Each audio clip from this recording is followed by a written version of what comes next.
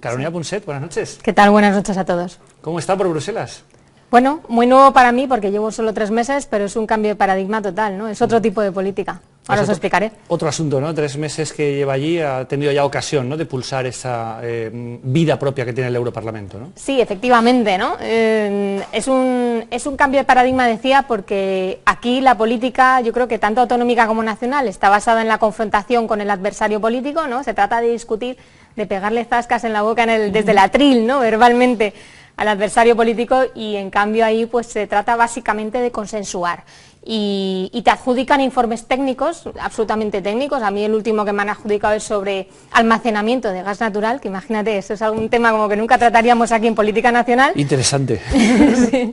Y realmente se trata de consensuar el texto del informe con el resto de los grupos políticos, pero te encuentras con un parlamento gigantesco, con un parlamento absolutamente mastodóntico, en el que hay casi 800 eurodiputados, por tanto son como 8 cortes valencianas, y con suerte en esta legislatura pues me dará tiempo a conocer como mucho a mi comisión, ¿no?, que es la Comisión de Industria, que son 70 eurodiputados.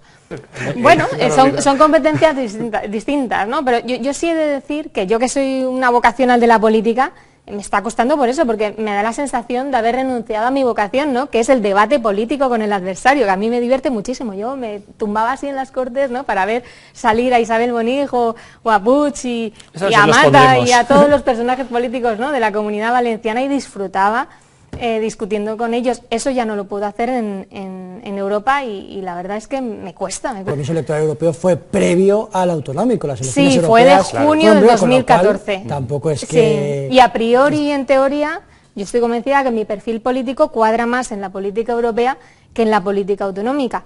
Ahora bien, también es verdad que yo llevo pues más de 20 años en la Comunidad Autónoma Valenciana, y he estado 8 años en política municipal, 1 año casi en política autonómica. Algo sé de esto y me gusta muchísimo, ¿no? Entonces, enganchada estoy un rato largo. Señora Punset, ¿cómo se está viendo desde Europa, desde Bruselas, desde esa capital comunitaria, todo lo que está pasando en la política española? ¿Qué opinión les merecemos? ¿Cómo nos ven? Bueno, yo creo que desde fuera se nos ve con mucho asombro, ¿no? Y voy a dar un dato que quizá no todo el mundo conozca, porque yo misma antes de llegar como eurodiputada no conocía, que es que desde los 28 países que hay en la Unión Europea, 22 gobiernan con gobiernos de coalición, pero gobiernos de coalición que están conformados por partidos de la más diversa índole, ¿no? Quiero decir, socialdemócratas, conservadores, verdes, liberales, etcétera. Por tanto, tenemos, yo creo que avanzar en España en la cultura democrática, y que se nos deje de exigir no solo a los partidos, que yo creo que Ciudadanos, por ejemplo, ha hecho todos los esfuerzos posibles por llegar a acuerdos y por llegar a consensos, sino también a los electores en España, que dejen de castigar a los partidos y que empiecen a premiar a los partidos que intentan llegar a consensos. Pero yo creo que había una frase Estamos muy... en precampaña, claro, está pidiendo el voto para Ciudadanos ya. Es verdad, es que yo creo que muchas veces estamos colocados en una mentalidad muy extremista, en la que vemos al adversario político no como lo que es un adversario político, sino como un enemigo. Y se trata de liquidarlo y de nunca estar de acuerdo con él en nada. Y oiga, tendremos que avanzar en esa cultura democrática. Había una frase muy bonita que decía Alfonso Guerra durante la transición, que era que pactar es ceder todos, y si todo el mundo cede, nadie pierde. Y yo en eso no puedo estar más de acuerdo, ¿no? Realmente que recordemos esos 22 países que gobiernan en coalición. Vamos a tener que ir evidentemente a un gobierno de coalición. No tenemos mayorías absolutas, no es un drama. Tendremos que conseguir consensuar a la próxima, y no podemos instalarnos ya previamente, como están haciendo algunos líderes de partidos políticos como Pedro Sánchez, en el veto al adversario político, ni por supuesto en el tancredismo de Rajoy, ¿verdad?, que también es una forma de vetar al de enfrente. Sí, no solo al electoral, habrá que cambiar la voluntad política de los dos grandes, que por cierto han estado pactando durante décadas, vendiendo nuestro sistema educativo a los nacionalistas, ¿verdad?, a Pujol y compañía, de los catalanes, y a los vascos. Con eso, en ese momento sí que pactaron los dos grandes, tanto PP como el PSOE, sin ningún tipo de problemas. Y si me permites, solo necesitaban a un grupito. Nacionalistas, claro, pero ahora resulta que es imposible. Separatistas, ¿no? Nacionalistas, ¿no? Separatistas, claro, porque son separatistas. En aquella época no lo eran, bueno, hay que decirlo. bueno, su alma separatista siempre ha estado, y en función de las negociaciones separatistas oficialmente, pero desde luego empezaron a colonizar el sistema educativo, los medios de comunicación públicos y las instituciones, como todos sabemos, desde los años 80 en Cataluña, y con una hoja de ruta, pero vamos, escrita por el señor Pujol, los del 3%, ¿no?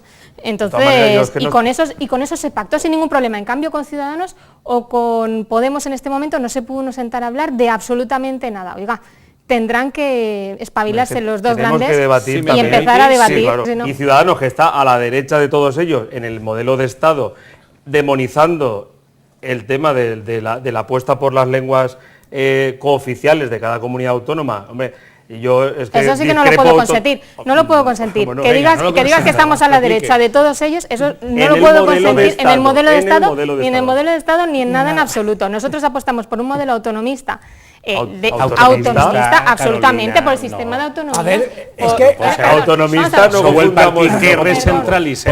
És el discurs de la nova recentralització. Bueno, això en Madrid pero ni siquiera en las competencias en educación apostamos por una recentralización. Me faltaría més.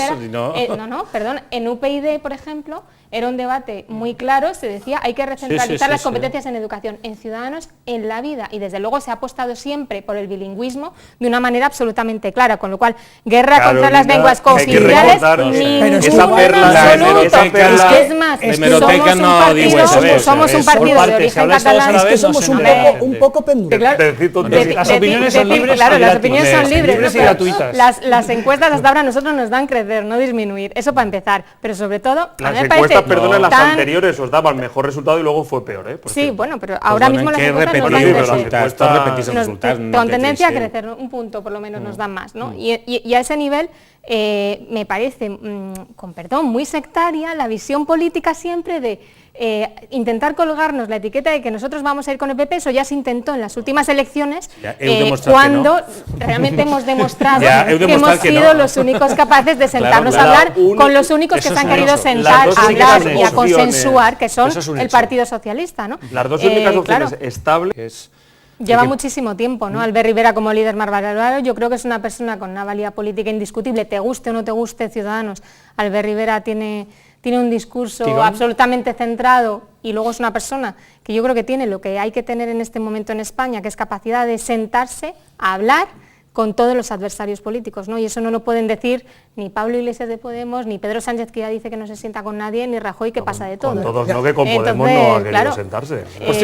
Eso va a ser muy importante, ahora se me está ocurriendo una cosa, si los 4 líderes políticos no hubieran sido hombres, si hubieran sido mujeres, hubiéramos tenido otro escenario. Eso dice Cristina Cifuentes, ¿no? Que mucha testosterona y que sobra testosterona en la política española. ¿Cree que hubiera sido conveniente, que hubiera habido algún papel más activo de alguna mujer en ese proceso de entablar negociaciones? Que sobra testosterona, en eso estoy absolutamente de acuerdo con Cristina Cifuentes, ¿no? Y que falta mirar por el interés general y sobran los intereses partidistas, eso yo creo que es una obviedad. O sea, que estaría encantada de una operación Soraya en el PP.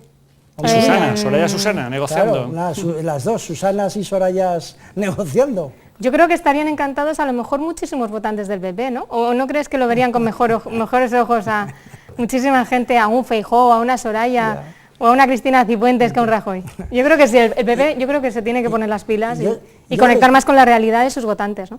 El índice de fracaso escolar es un récord y de abandono escolar en nuestro país es un récord, ¿no? Nosotros en ese sentido el Pacto Nacional por la Educación, y yo he trabajado dentro del partido en temas de educación, lo llevamos como bandera porque pensamos que realmente el sistema educativo o es reformado o el futuro de nuestro país realmente está condenado a seguir con unas tasas de paro que duplican la media europea desde hace varias décadas y que yo creo que tiene mucho que ver con esa falta de formación.